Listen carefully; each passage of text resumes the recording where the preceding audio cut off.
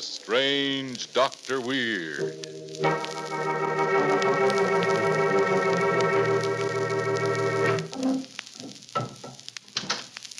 Good evening. Come in, won't you? What's the matter? You seem a bit nervous. Perhaps if I told you a story, it might help calm your nerves. A story, say, about a man who found a new and amazing way of hiding from the police. I call the story The Man Who Played Dead.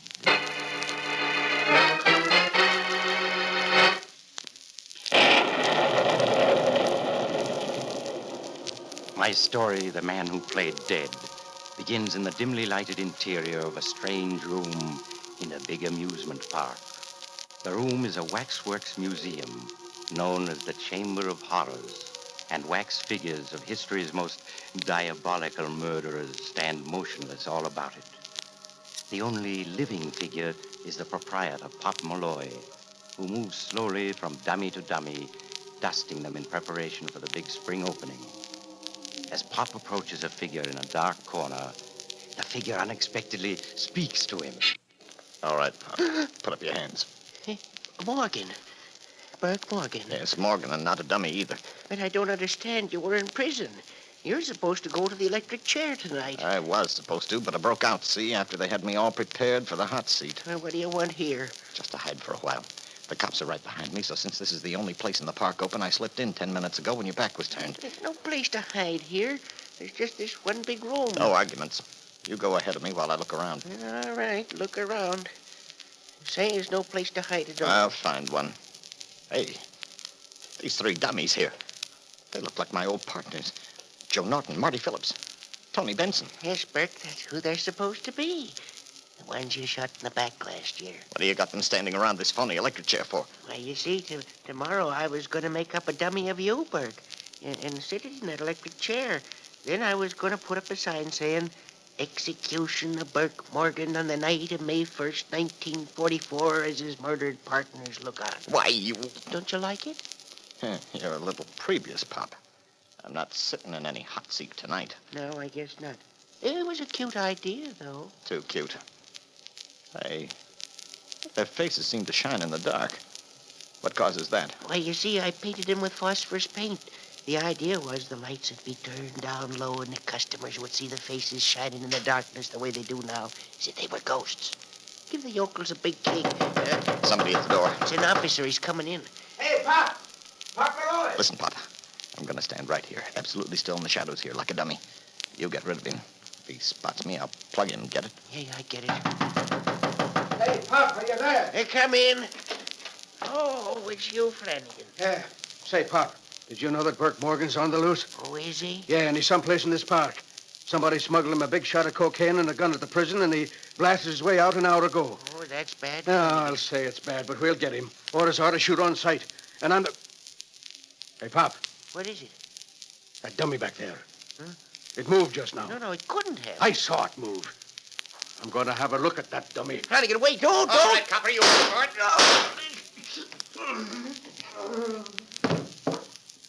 You've killed him. Yeah. And if you want to stay alive, you better listen fast. There'll be more cops here in a second, but they won't find me because I'm going to hide right out in plain sight.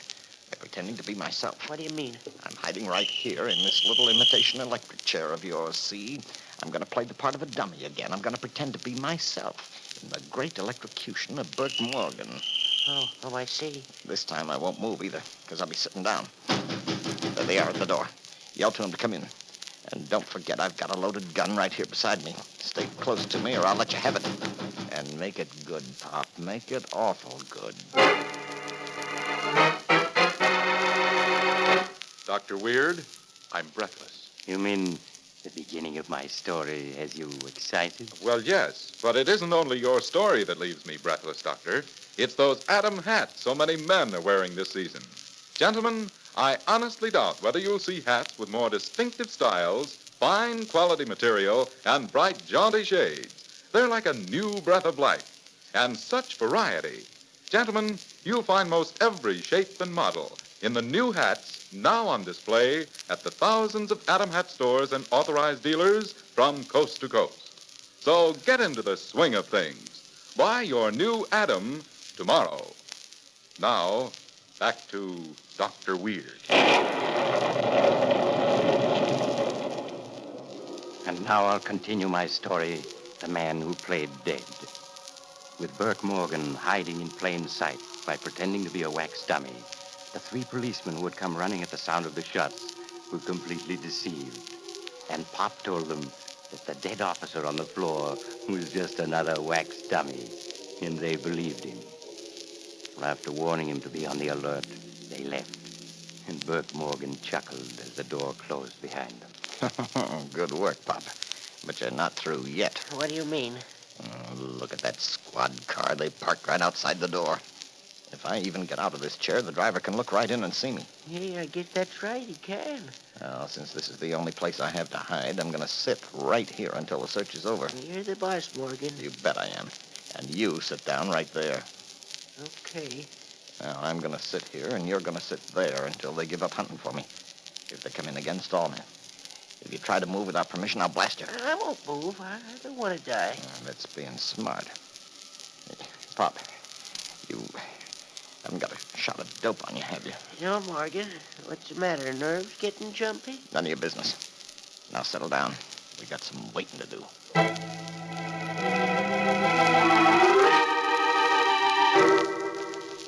The two men settled themselves to wait.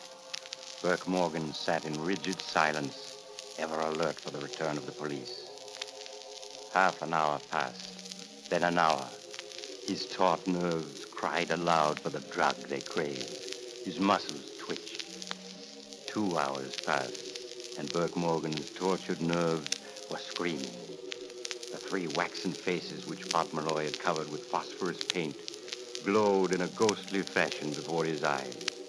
And then Burke Morgan thought he heard an eerie voice speak to him. Burke Morgan. Pop Malloy, did you say something? No. Now, Pop's asleep. It's just my nerves. I need... Burke Morgan. Who's that? Who said my name then? I did, Burke. Your old pal, Joe Norton. Norton. Norton's dead. I killed him. It's my nerves. This spooky room, those faces. I've got to get a grip on myself. Tony Phillips is here too, Burke. No. Tony's dead, too. I'm not hearing anything. I'm not. What do you know, Norton? He doesn't know us. He doesn't recognize his old pals. He killed us, and now he won't even speak to us. Look at us, Burke, standing here in front of you. Don't you recognize us now? No. You're dead. You're just wax dummies. You're not real. But how could we be talking here if we weren't real? You're not talking to me. Just my nerves, that's all. Go away. But we're never going away, Burke. We're waiting for you to die. Then you'll be with us again. No, I don't believe it. This is Pop Malloy's Waxworks Museum, and you're all just three wax dummies. Maybe, Burke, but did you ever hear a wax dummy talk before? Now that you've seen us and heard us, Burke, you'll always see and hear us, no matter where you go. You'll always know we're with you, waiting for you to die. Waiting for you to die. No, Thought of us a lot lately, haven't you? No. Had nightmares about us. You've been worrying about what would happen after you die. And now you know that we'll be waiting for you. No, get away from me. You killed us once to be rid of us, but now you can never be rid of us again. Never. Never. I can. I'll show you. I'll show you. Take that. Now go away. Because I've killed you. I've killed you. Do you hear? Oh.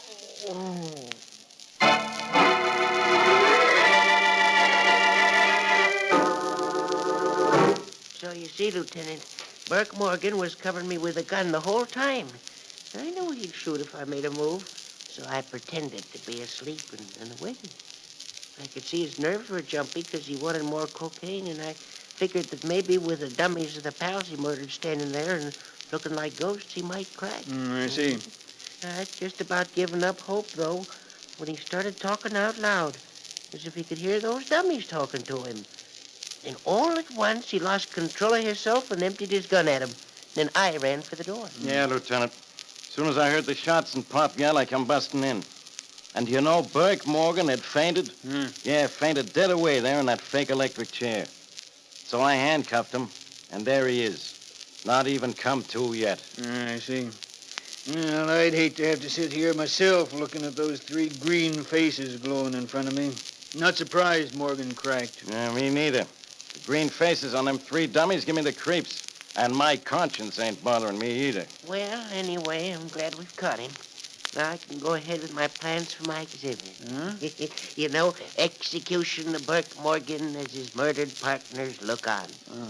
Well, I wouldn't want to waste all that phosphorescent paint he used. That's one way of looking at it. Well, we'll take him away now. Hey, Pop. Pop, come here. Yes, Lieutenant?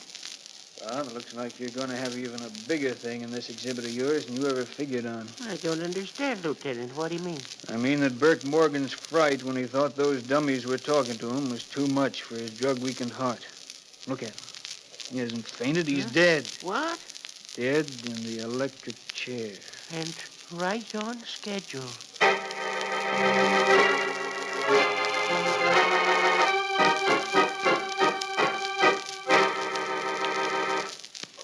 So Burke Morgan died in the electric chair, just as the law said he would. Apparently fate had decreed that he was to die that way, and nothing he could do could change it. But then, waxworks museums are rather frightening places, even when you haven't got a lot of murders on your conscience. I remember a perfectly innocent young man who got locked in one, and in the morning he... Oh, you have to go now. Well, perhaps you'll drop in again soon. Just look for the house on the other side of the cemetery. The house of Dr. Weir.